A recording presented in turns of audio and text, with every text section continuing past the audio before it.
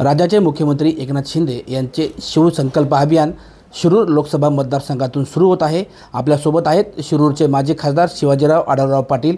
दादा, काय सांगाल? मुख्यमंत्री एकनाथ शिंदे यांचं शिवसंकल्प अभियानाची सुरुवात आपल्या लोकसभा मतदारसंघातून होत आहे। मगाशी सांगितल्याप्रमाणे महाराष्ट्रातल्या 48 जागा लोकसभेच्या ज्या आहेत त्या जिंकण्याचा जो कार्यक्रम, जो उद्दिष्ट आम्ही ठेवलं आहे मिशन 48, आणि त्या मिशन 48 अंतर्गत शिवसंकल्प अभियान या अभियानाला सुरुवात शिवसेनेच्या वतीनं 22 जागांवर आदरणीय शिवसेना पक्षाचे मुख्य नेते, राज्याचे मुख्यमंत्री एकनाथभाई शिंदे स्वतः जाऊन जनतेला आवाहन करणार आहेत, कार्यकर्त्यांना आवाहन करणार आहेत। लोकसभा निवडणुकीसाठी आम्ही गेल्या 1.5 वर्षात काय काम केलं आहे, ह्या सरकारनं काय निर्णय घेतले याची माहिती देणार आहे आणि राज्यातल्या प्रश्नाच्या संदर्भामध्ये सुद्धा ते वाचा फोडण्याची शक्यता आहे। शिवसंकल्प अभियानाची पहिली सभा शिरूर लोकसभा मतदारसंघात होत आहे। ही सभा नक्की कुठे होणार आहे आणि त्यासाठी आपण काय काय नियोजन केलेलं आहे?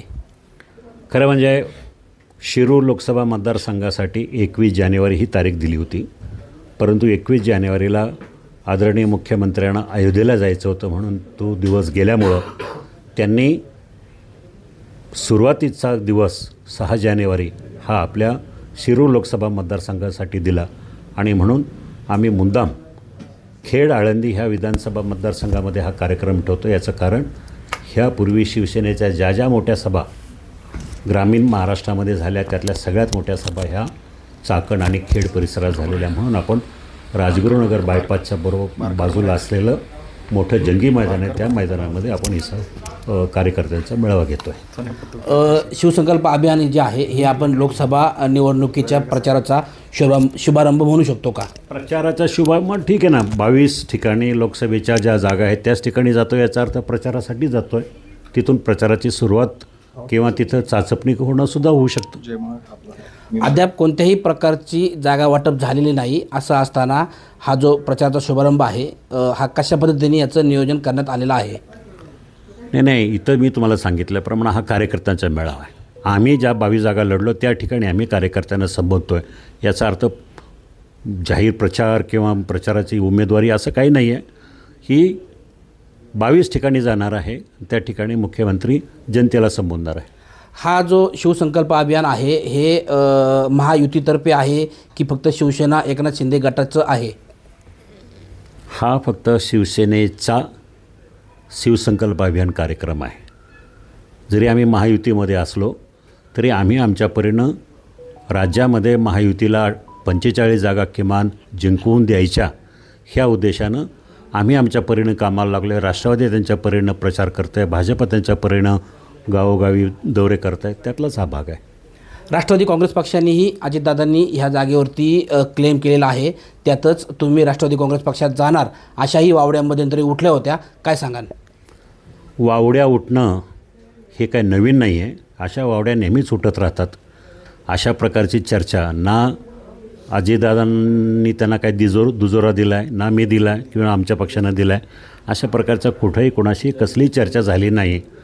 लोकांच्या वावड्या, लोकांनी पसरवलेल्या अफवा किंवा ह्या चर्चेचा भाग असू शकतो आणि त्याला काय आपण रोखू शकत नाही।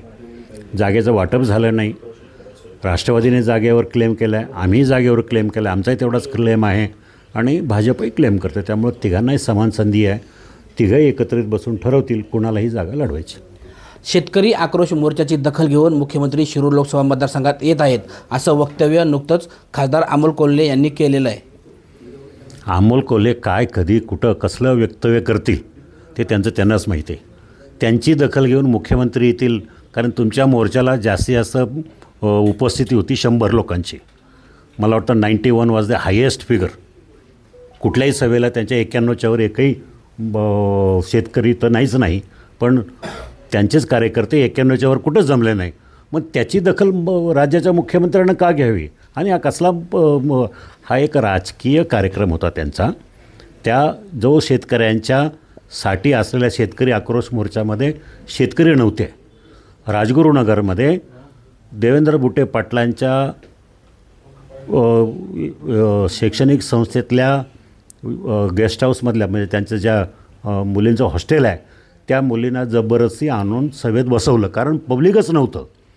मुली काहीतरी 100-1 मुली आणि मग शेतकरी काहीतरी 3 दिसले मला त्या सभेमध्ये.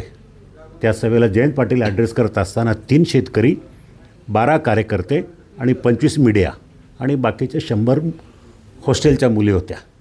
हा त्यांचा आक्रोश मोर्चा. अशा मोर्चाची जर दखल घ्यायची असेल तर मग परमेश्वरच त्याची दखल घेते.